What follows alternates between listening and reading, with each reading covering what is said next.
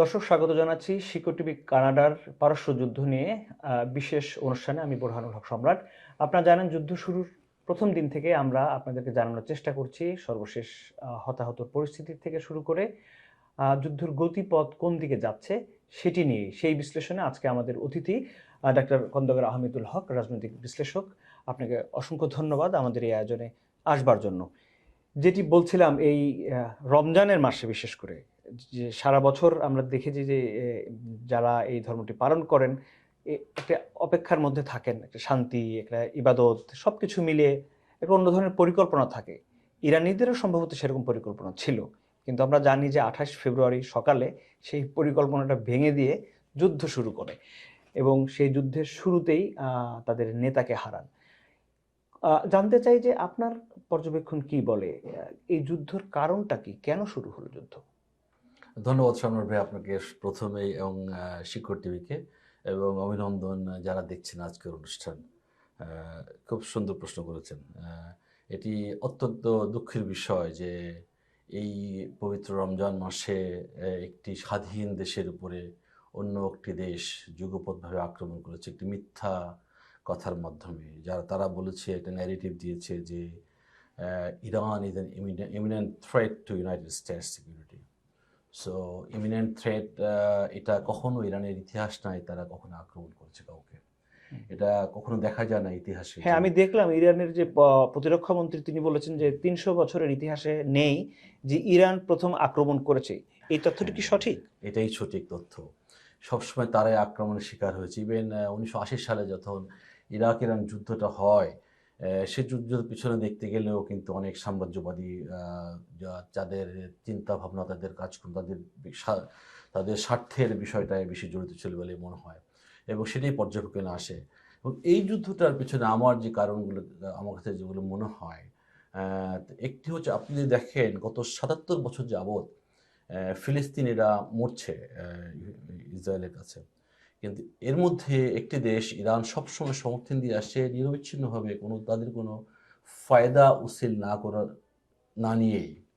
সবগুলো দেশের স্বার্থ তারা সমর্থন দিয়ে আসছে ফিলিস্তিনকে। তাদের একটা স্বার্থ ছিল, তারা সবসময় বাইল্যাটারালি একটা গ্রুপকে সন্তুষ্ট করার চেষ্টা করেছে, কিন্তু ইরান কিন্তু বাইল্যাটারালি অন্য কাউকে খুশি করার চেষ্টা করেনি। তো এটা একটা কারণ যে এটি তারা কি প্রথম দিক থেকেই ইরান এই এই হ্যাঁ এই হ্যাঁ মর্যাদার জায়গাটাতে হ্যাঁ ছিল? হ্যাঁ ছিল। কিন্তু তখন হয়তোবা ফিলিস্তিনিদের মধ্যে ছোট্ট একটা গ্রুপ ইরানিদের সাহায্য নিত, বড় গ্রুপ সাহায্য নিত না। বড় গ্রুপটা ছিল আল ফাতা, হামাস, হিজবুল্লাহ, এরকম স্মল ছোট্ট ফ্র্যাকশন ছিল। তো যাই হোক, তারা খুব ছোট্ট অংশ ছিল, তাদের সমর্থনটা তাদের ছিল শুরু থেকে। আর এরপরে যেটা মনে হয় আমার কাছে, যে অ্যাপস্টিন ফাইল, এই অ্যাপস্টিন ফাইলে যে ঘটনাগুলো এসছে প্রেসিডেন্ট ডোনাল্ড ট্রাম্পের ব্যাপারে, আমি গতকালকে একটা ভিডিও দেখেছি, আপনাকে আমি শেয়ার করতে পারি। ভিডিওটাতে সে বলছে খুব বাজে শব্দ ব্যবহার করে, যে যদি এই এপস্টিন ফাইলের তথ্যগুলো বাইরে প্রকাশ হয়, রিলিজ হয়, আমি যুদ্ধ বাধাতে সংকোচ বোধ করব না। এটা তার মুখের কথা, রেকর্ডের কথা। তো এটা একটা কারণ হতে পারে। দ্বিতীয় কারণ। তৃতীয় কারণ আমার কাছে মনে হয়, এবং এটা নির্ধারিত অনেকেই বুঝবেন, যে আমরা দেখেছি মধ্যপ্রাচ্যে কতগুলো শক্তি ছিল একটা সময়, যারা মুসলিমদের হয়ে, মধ্যপ্রাচ্যের হয়ে কথা বলতো ইসরায়েলের বিরুদ্ধে বা তাদের শত্রুর বিরুদ্ধে। তো যেমন সিরিয়া ছিল, সিরিয়া নাই এখন, ওরা আউট অফ দ্য স্পট, কোনো ক্ষমতা এরিয়েও নেই। ইরাক ছিল, সাদ্দাম হোসেন নেই। ধরেন লিবিয়ার গাদ্দাফি ছিল, কথা বলতো। গাদ্দাফি হয়তো ওইভাবে অংশগ্রহণ করতো না, কিন্তু সে কথা বলতো মুসলিমদের পক্ষে, ফিলিস্তিনের পক্ষে। তো এই শক্তিগুলো কিন্তু নেই এখন। একটা শক্তি আছে মধ্যপ্রাচ্যে, যারা মুখ তুলে মাটির উপর দাঁড়িয়ে কথা বলতে পারে, কথা না, বলার কিন্তু সাহস আমি রাখে। আপনাকে এই একটু থামাতেও চাই যে ইরানের কথা বলছেন যে ইরান একমাত্র আছে এবং যার ভয়ে হয়তো ইসরায়েল এখনো যা খুশি তাই করে উঠতে পারে না। কিন্তু ইরান এই যুদ্ধে তার প্রতিবেশীদের সাথে যে আচরণ করছে সেটি ইরান কেন করতে গেল? এটি ওরা ওদের যে ব্যাখ্যায় বলেছে, যে ওরা প্রতিবেশী দেশে আক্রমণ করতে করেনি, তারা করেছে আমেরিকার অ্যাসেটের উপরে। যেখানে আমেরিকার সম্পদ আছে, আমেরিকার ঘাঁটি আছে, সেখানে তারা করেছে।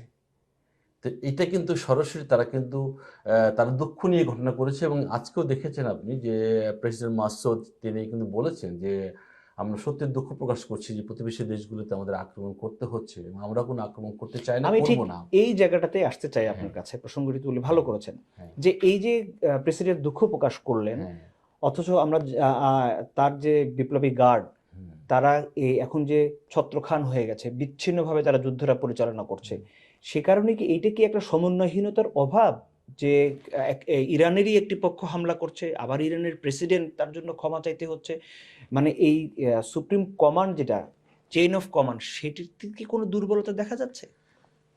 চেইন অফ কমান্ডের সমন্বয়হীনতা হয়েছে, এটা তো অস্বীকার করার উপায় নেই, এটা পর্যবেক্ষণই বলছে। এবং আমেরিকা যেভাবে আক্রমণগুলো করছে সবগুলো ওদের সামরিক স্থাপনাগুলোর উপরেই ওদের ফার্স্ট টার্গেট করেছে। এটা সমন্বিত হয়েছে। তো প্রথম দিনেই তো 40 জন জেনারেল মারা গিয়েছে প্রায়। এটা ব্যাপক আলী খামেনি সহ। খামেনি সহ বিশাল একটা লস। কিন্তু ওদের একটা আমি আমি দেখেছি, বিভিন্ন জায়গায় পড়েছি যে ওরা বলেছে যে ওরা একটা মৌখিক অর্ডার দিয়েছে লোকাল কমান্ডারগুলোকে যে তারা কিন্তু যুদ্ধ চালিয়ে যেতে পারবে তাদের। এবং আপনি সারা পৃথিবীতেই কিন্তু সেনা বলেন, স্পেশালি সেনাদের কিন্তু একটা চেইন অফ কমান্ড থাকে, কিন্তু এখানে ওরা বলে দিয়েছে যে তোমরা তোমাদের পরিস্থিতি বুঝে তোমরা যুদ্ধ চালিয়ে যাও। এই যে একটা মৌখিক অর্ডার, এটা কিন্তু মনে ক্যারি আউট হচ্ছে বলে আমার মনে হয়। তো কাজেই আমি টোটালি তার আনটাচড এটা আমি বলবো না। একটা সমন্বয়, একটা যোগাযোগ আছে হয়তো বা দূরের ভাবে, সরাসরি যোগাযোগ তাদের মধ্যে কমে গেছে নিশ্চয়ই। কিন্তু তাদের যুদ্ধটা কিছু অনুভূতির সাথে যুক্ত, তাদের অনুভূতি এটা। হ্যাঁ, আমি সেখানেই আসতাম। হ্যাঁ, হয়তো তারা ছত্রখান হয়ে গেছে, সমন্বয়হীনতার অভাব আছে, কিন্তু যেটি শোনা যায়, যেটি বোঝা যায় যে ইরানকে একতাবদ্ধ রাখা এবং যে লক্ষ্য নিয়ে এই যুদ্ধটি শুরু হয়েছে সেটি কোনোভাবে ইরান হতে দেবে না, এরকম একটি কথা শোনা যায়। হ্যাঁ, এটা এটা কিন্তু খুব ঠিক যে এই জায়গাটাতে, যেমন ধরেন এখন আমি একটা ইরানের যে পার্লামেন্ট স্পিকারের কথা শুনলাম, সে বলল যে আমাদের ডিফেন্স পলিসি সব সেম আছে, unchanged. Okay. Our our defence policy unchanged. তারপরে একটা কথা বলেছে ইরানের আর্মি স্টাফ বলেছে, আমির জেনারেল আমির, তার কথাও আমি দেখলাম, আজকে পড়লাম সকালবেলা যে আহ, আমাদেরকে যুদ্ধ করতে হবে প্রথমে টিকে থাকা নিয়ে, এনডিউরেবিলিটি। ওরা বলছে আমাদেরকে টিকে থাকতে হবে, আমরা আমাদের মাতৃভূমিকে রক্ষা করতে হবে। এই যে মাতৃভূমিকে রক্ষা করতে হবে, তাদের যে এই যে একটা অনুভূতি, ফিলিংস, এই যে একটা কথা যদি জেনারেল মধ্যে বেরিয়ে যায়, এটা কিন্তু ছড়িয়ে যায়। কারণ আমরা ডিজিটাল যুগ, হয়তো ওদের মধ্যে সমন্বয় আছে, কিন্তু ডিজিটাল যুগে কিন্তু নিউজগুলো ওদের কাছে চলে যায়, মাঠ পর্যায়ে যে চলে কোনো যায়, ফরম্যাটে হোক সেটা চলে যেকোনো যায়। ফরম্যাটে চলে যায়। তো এটা বুঝে ওরা কাজ করে বা করছে। আহ, সেই জন্য যুদ্ধ চলছে, এবং কতদিন চলবে। হ্যাঁ, আমি শেষ করব, শেষের দিকেই আমি আপনার কাছে জানতে চাই যে এই যুদ্ধ কতদিনে শেষ হবে, তার পরিণতি কি হবে বলে আপনি দেখছেন? এটা খুবই আর্লি কোয়েশ্চেন, খুবই খুবই। অন্তত অষ্টম দিনের যুদ্ধের ক্ষেত্রে। হ্যাঁ, কারণ প্রথমে আমেরিকা মনে করেছিল কয়েক ঘন্টার একটা আক্রমণ করলেই বোধহয় ঠান্ডা হয়ে আমি যাবে। সেই চিন্তা করে আপনাকে প্রশ্নটি করেছি। হ্যাঁ, কিন্তু সেটা তো হয়নি। পরে তারা বলেছে 4 to 6 weeks, এখন তারা বলছে আরো লম্বা সময় লেগে যেতে পারে। তো এখন এবং সবাই তাদের কিন্তু মজুদ শেষ হয়ে যাচ্ছে, এ ধরনের কথাবার্তা আমরা কথাবার্তা গণমাধ্যমে শুনছি। দেখছি। তারা বিভিন্ন বিদেশ থেকে সাহায্য চাচ্ছে, বিভিন্ন জায়গায় ইউক্রেনের সাহায্য চাচ্ছে, তারা ইউক্রেনের ড্রোন আনার চেষ্টা করছে এই ইরানের যুদ্ধে দুপক্ষই সাহায্য চাচ্ছে। ব্যবহার করার জন্য। তো সে যুদ্ধ কতদিন যাবে সেটা বলা যায় না, তবে যতদিন টিকে থাকতে পারে, এই যদি 1 মাস টিকে থাকতে পারে ইরান, আমি মনে করি। এখানে আপনার কি মনে হয় যে ইরান এবং রাশিয়ার কথা শোনা যাচ্ছে যে তারা ইরানের সাথে সম্পৃক্ত হয়ে গেছে, চীন এবং রাশিয়া, সেটি কি কোনো সম্ভাবনা দেখেন যে একসাথে তারা নেমে গেল, ব্যাপারটা এরকম? আমি এই পশ্চিমা এবং পূর্ব, চায়না, রাশিয়া এবং আমেরিকা, এদের different policy actually. America aggressive হয়, কিন্তু রাশিয়া এই সমস্ত ক্ষেত্রে আমরা যে দেখেছি ওরা অবজার্ভ করে পেছন দিক দিয়ে। তো আমি কিন্তু অনেক জায়গায় ওয়াশিংটন পোস্টে নিউজ এসছে, প্লাস সিএনএনও নিউজ দেখিয়েছে, প্লাস প্রেসিডেন্ট ট্রাম্পকেও প্রশ্ন করা হয়েছিল যে রাশিয়া গোয়েন্দা তথ্য দিয়ে সাহায্য করছে ইরানকে। এবং এই নিউজটা যখন ওদের মুখে প্রশ্ন হিসেবে এসছে, তখন এটা নিশ্চয়ই সত্য, কোনো সন্দেহ নাই যে এটা অবশ্যই সত্য, মানে এটা অতি সত্য কথা, তা না হলে ওরা নিউজটা আনবে না।